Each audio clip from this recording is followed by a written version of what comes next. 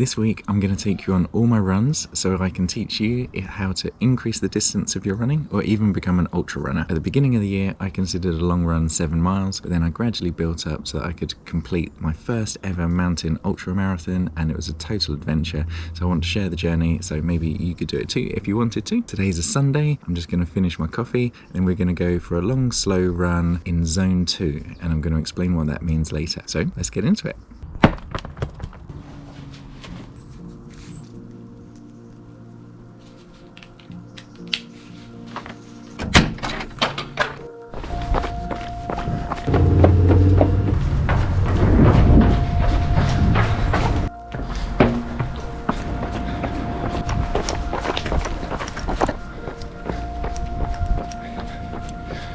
So, as I said, today we're doing a zone 2 run, and to find your zone 2, a good place to start is using the Maffetone formula 180 minus your age. So that's your heart rate. So take number 180 minus your age. That's a good place to start, as trying to stick to that through your zone 2 runs, and that will show you're not going too intense or too fast. So I'm 36, so I'm aiming to run in the mid 140s. Another really important thing to know about zone 2 is how it feels. So I can talk in full sentences. My perceived exertion is like a 2 out of 10, and when I stop talking I can breathe in and out through my nose. So it's a nice steady run, and if you have to kind of shorten your sentences because you're breathing too hard, probably going a bit too fast. The other thing that this run is going to feel when you get into it is embarrassingly slow, and that's okay. Everyone starts there. You might need to walk uphill, you might need to walk from time to time, but stick to that heart rate. That's where the magic happens, I promise. It's a hot one. Now, although zone 2 running can feel embarrassingly slow at the beginning, there is a joy to it as well. And the joy is that I'm about 4 miles in and I'm in the zone. I'm in that place where it feels like I can run forever, floating, there's a rhythm, and it's easy. So that's the joy. Although you have to start and it feels a bit arduous and you want to run fast and you want to have a good workout, try and find the joy in zone 2 running, which is the bliss of metronomic running. The thing that makes zone 2 running hard is never the intensity, but it can be the distance. So once a week you're going to run a slow zone 2 run, but try and keep pushing the distance about 10% further each week. So it's the distance that slowly creeps up on you, makes the legs get heavy and tired, and then it does feel difficult, but your heart rate stays roughly the same the whole way around. So it's distance, not intensity.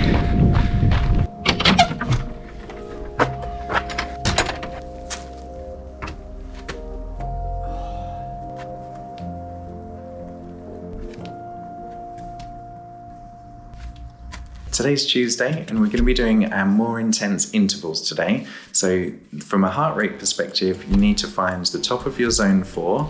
So you can use your running watch app. So I go into my Garmin app and find top of zone 4, and then we're going to add 5 beats per minute. So my top of zone 4 is 167. So then I'm going to add 5 beats per minute. So I want to be running my intervals in about 172, 173 heart rate. If you don't have a running watch app, you could just take 10% off your maximum heart rate. So the highest your heart rate has ever been when you're running, take 10% of that, and that's the number you're aiming at. To structure it in a workout, we're going to do a 15 to 20 minute warm up in zone 2, and then we're just going to do 2-minute intervals with 2 minutes rest. When you're a beginner, you might just want to do 4 of these, 4 times 2 minutes with a 2 minutes rest after your warm-up. And then as you're more experienced, you might want to do 10 of them. Today, I don't have much time, so I'm just doing 6 intervals. Once you've done your 6, we'll have a little warm down afterwards to finish. My warm-up is done, so I'm gonna hit the buzzer soon to do my first interval. I like to get my heart rate jacked as fast as possible by going up a steep uphill, and that sets me up for the rest of the intervals.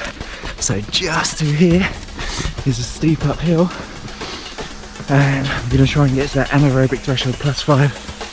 Singing nettles. Ooh. Right, let's go. 2 minutes.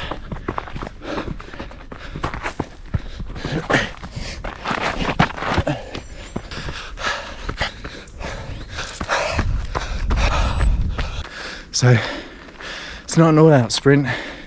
It does always feel like you can run faster because what you're trying to do is make sure you can run each interval as hard as you run the first one. So we're not maxing out early.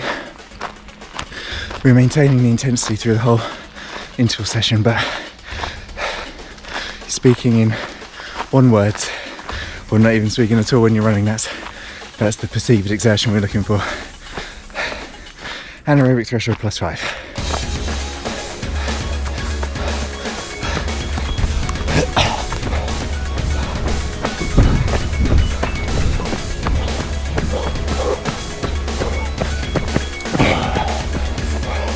That was interval 2. Fast downhills, get your quad strength going as well. Balance, good fun. During the rests, just focus on trying to control my heart rate as quickly as possible. See if you can use your breathing to get it back down, to relax, and get ready for the next one. Last interval, here we go. Last 2 minutes. Now I can give it as much as I can.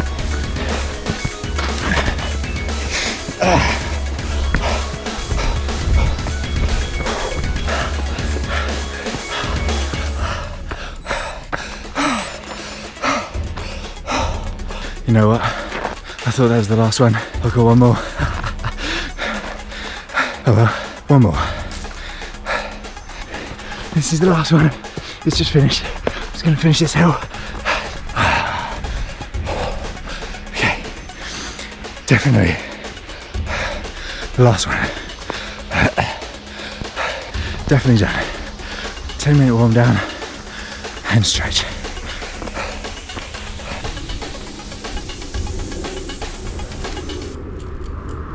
Today's Wednesday, and after our anaerobic session yesterday, today we're going to be doing a recovery run. Now, recovery runs are great when your legs are tired, when you've had a big session the day before, so either a more intense session or a longer session. Now, you might be a bit confused between the difference between recovery runs and zone 2 runs, because both of them are slow. So the way I explain it is I do 2 types of slow runs. I do slow and I do very slow, and today is going to be very slow. Your heart rate is going to be about 10% under the top of your zone 2. And for me, that's going to be in the mid 130s. So it's super easy. I call it a leg loosener run. You're just going through the motions. It can feel like it's not training, but the benefit of recovery runs is that you are loosening the legs if they're feeling a bit tight after a more intense or long run, but you're also building mileage. You're adding miles to your week. You're adding resilience to your tissues. You're building the connective tissue in your feet and your legs and your hips, and you're increasing your aerobic fitness by doing low intensity running, but you're doing it in a way that really reduces your risk of injury.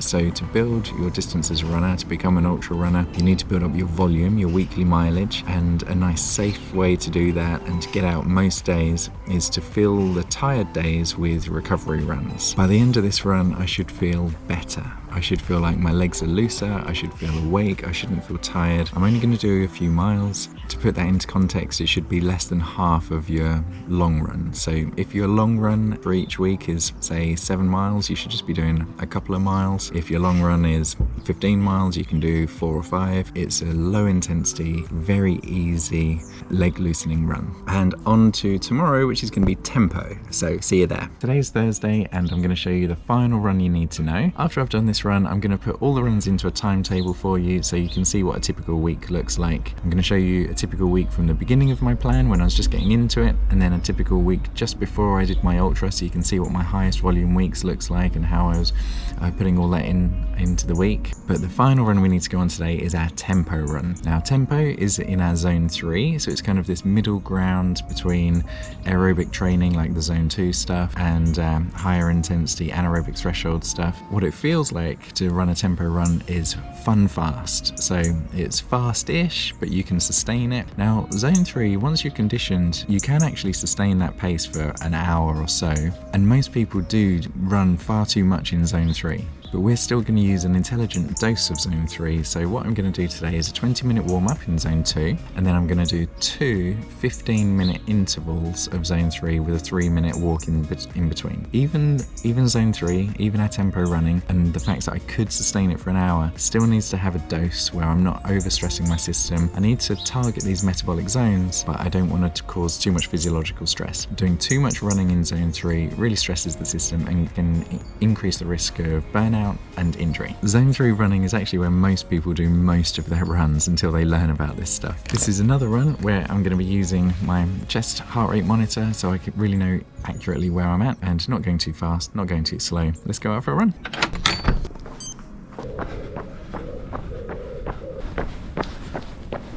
I'm just coming up to my 20-minute end of warm-up and I'm just getting some more upbeat music on. Need some good music for the intervals.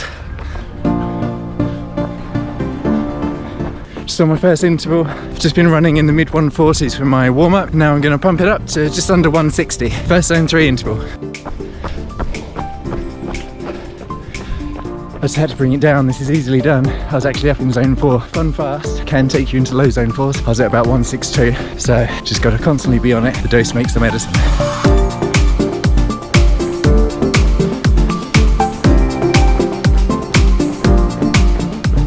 End of my first interval in zone 3, and I'm gonna just do a really slow run for 3 minutes, maybe even walk a bit, just try and get my heart rate back down into the low zone 2. Feels silly resting at this point because I could have kept running. I don't feel overgassed, but we're trying to hit the next interval at the same intensity. The other thing with all this stuff is what's so much more important than each individual workout and each individual set of intensity is the overall plan, the big picture. We're trying to be consistent and not get injured, not get bent out. So even though I could absolutely do more in this workout, I'm saving back so I can do more tomorrow. Coming to the end of the rest, heart rate low 140s and back into zone 3. I love this pace. Fun fast, not too intense, just fun.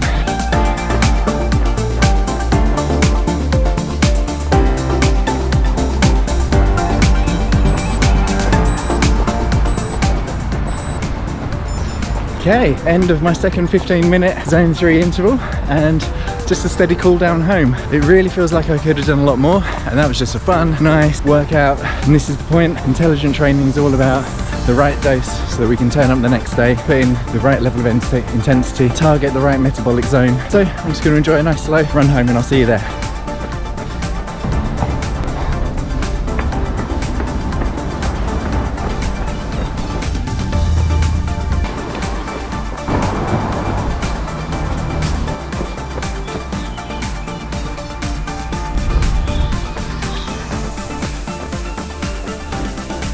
I was just about to finish my run and then I realised there's at 7.94 miles. If you're anything like me, I need that to be a round number. So I'm just doing 0.06 of a mile to get it up to 8. Such a geek. 8 miles. Nice. Oh God. It is so humid today and I'm sweating buckets, so sorry about that. That was the final run, so they're the only 4 runs you need. I'm actually going to be running 6 days this week, so the other 2 runs I'll be doing are just recovery runs. Put that into a timetable. At the beginning of my plan, when I was just getting into ultra running or trying to become an ultra runner, for 2 months I didn't actually do the zone 3 intervals or the anaerobic threshold +5 intervals. I was just doing zone 2 and recovery, and the reason for that is it takes such a long time to build your aerobic base, and your aerobic base is so important. So every time you're doing a run, it's at the expense, every time you're targeting a metabolism, it's at the expense of different type of metabolic input. So at the beginning, the best way to spend your time is to build your aerobic base. So for 2 months, I pretty much only did zone 2 and recovery, gradually adding 10% a week to my distance and volume. After a couple of months, that's where I started to drip in the anaerobic threshold and the zone 3 workouts. So at first, I was running 4 days a week, and I'd do another couple of strength sessions per week aiming at my legs. And then now I'm running 6 days a week, and a typical week would look like rest day on Monday, anaerobic threshold +5 on Tuesday, recovery run on Wednesday, zone 3 on Thursday, recovery run Friday, and then back to a long zone 2 on Sunday. So as I was saying earlier, the most important thing with all of this is the big picture thinking. Each workout always leaves a little bit in the tank. You're never reaching burnout, but you are increasing your volume, you're increasing your distance each week. And each run has a very specific metabolic input so that you're targeting all the right zones and you're building your strength at the same time. So I really hope that helps teach you how to become a distance runner or an ultra runner. And if you want to see my last adventure, I'll leave that with you up here because I'm going to be doing more of those, I'm sure. And until next time, have a healthy and happy week.